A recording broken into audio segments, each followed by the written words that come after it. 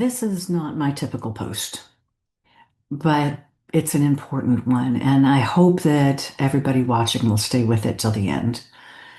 There's an unspoken rule in business when it comes to politics. Don't speak your opinion on anything because you'll offend half of your clients or your customers.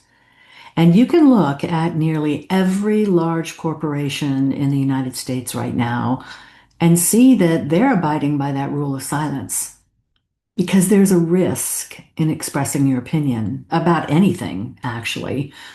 But it's especially dangerous if you are a small business like me.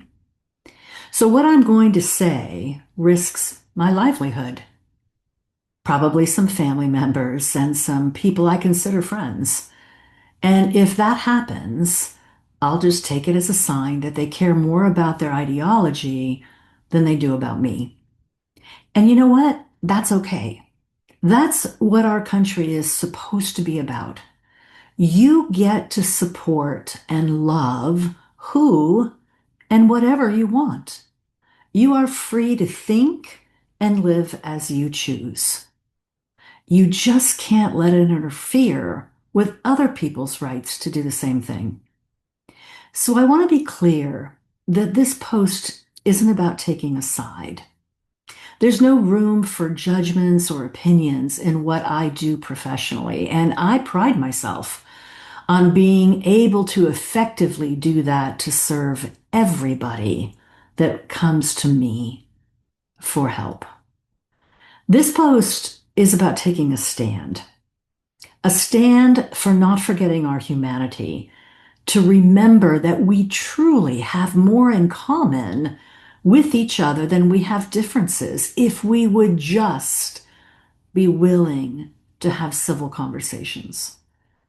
We are all human beings, and we can have and debate different ideas about political policy, but not about basic humanity.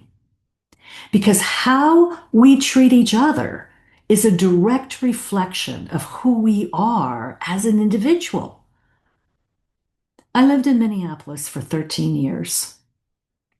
What is happening there and around our country is breaking my heart. I've been gone nearly 3 years now, but I consider it home.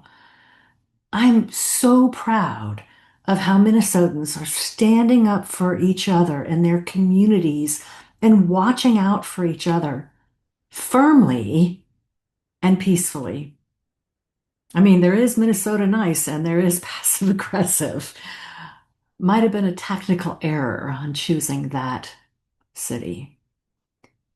But here's the thing, I've lived plenty of life now.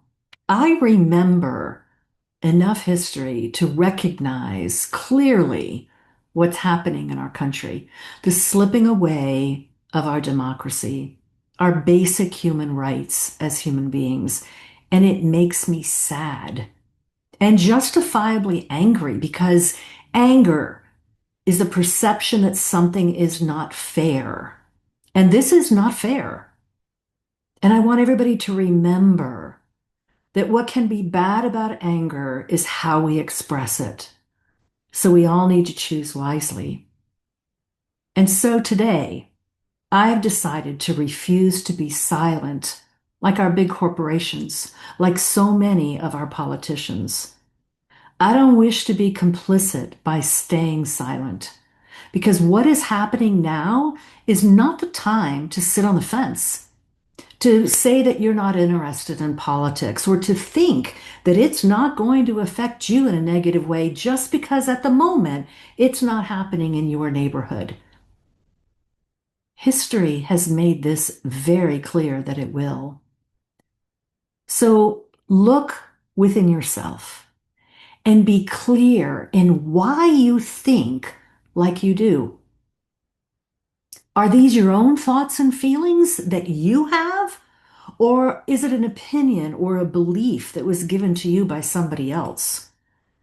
And when you've had your own honest come to Jesus meeting, decide to take a stand for human rights, for all of humanity, not just self-serving interests. Remember to practice compassion, especially for those who've made mistakes, who are in need, or who simply need a hug. Everyone has something they can do to add to the solution, to provide support, to stand up in a way that's appropriate for their own situation, to spread love, not fear, to channel their discontent or frustration in a way that adds to the solution, to the support of our fellow human beings. And so I'll end today with a small respite for those who need to ease the stress of the political environment that we find ourselves in. No matter what side you may be on, take 8 minutes. Listen to the recording I'm attaching below and allow yourself to just let go and rejuvenate yourself so that you have more to give. I'm Roberta Fernandez, and I authorize this message.